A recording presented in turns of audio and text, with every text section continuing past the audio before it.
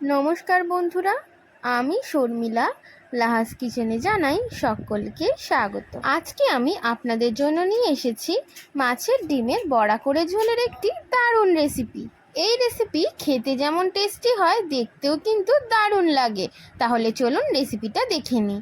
আমি 200 গ্রাম মাছের ডিমের মধ্যে পেঁয়াজ আর কাঁচা লঙ্কা দিয়ে মেখে নিয়েছি।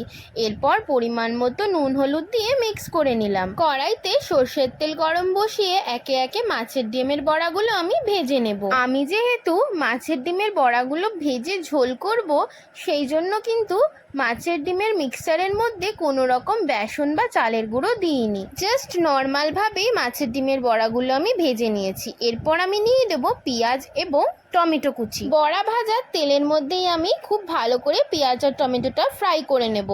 এরপর আমি দিয়ে দেব আগে থেকে কেটে রাখা ডাঁটা এবং আলু। আমি এখানে ডাঁটা আলু ব্যবহার করেছি, আপনারা চাইলে আলুর সাথে আরও যে কোনো সবজি ব্যবহার করতে পারেন। এবার আলুর সাথে ডাঁটা এবং পেঁয়াজ সব ভালো করে ফ্রাই করার পর দিয়ে দেব 1 চামচ আদা রসুন বাটা। আদা রসুন বাটার পরিমাণটা কিন্তু অল্প দেবেন। এরপর দিয়ে দেবো পরিমাণ মতো হলুদ গুঁড়ো, জিরের গুঁড়ো, ধনের গুঁড়ো, কাশ্মীরি লাল লঙ্কার গুঁড়ো এবং ঝাল লঙ্কার গুঁড়ো। সবগুলো গুঁড়ো মশলা যাতে না পুড়ে যায় তার জন্য দিয়ে দেবো পরিমাণ মতো একটুখানি জল দিয়ে পুরো মশলাটার সাথে কিন্তু আমাদের খুব ভালো করে কষিয়ে নিতে হবে।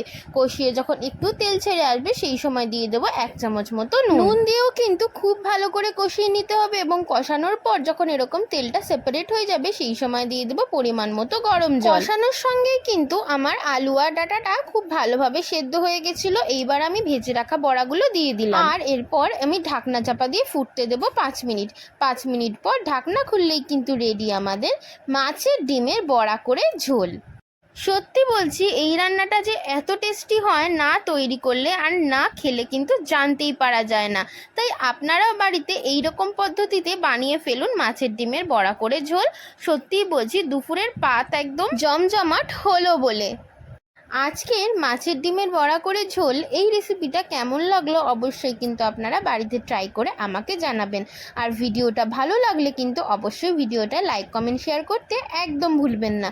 আর এই রকমই আরও নতুন নতুন মজাদার রেসিপি দেখার জন্য সাবস্ক্রাইব করে নিতে হবে লাহাস কিচেন চ্যানেলকে। সাবস্ক্রাইব করা কিন্তু খুব সোজা, চলে যেতে হবে ইউটিউবে আর সার্চ করলেই কিন্তু চলে আসবে লাহাস কিচেন চ্যানেল সার্চ করার পর ঝটপট সাবস্ক্রাইব করে নিতে হবে লাহাস কিচেন চ্যানেলকে।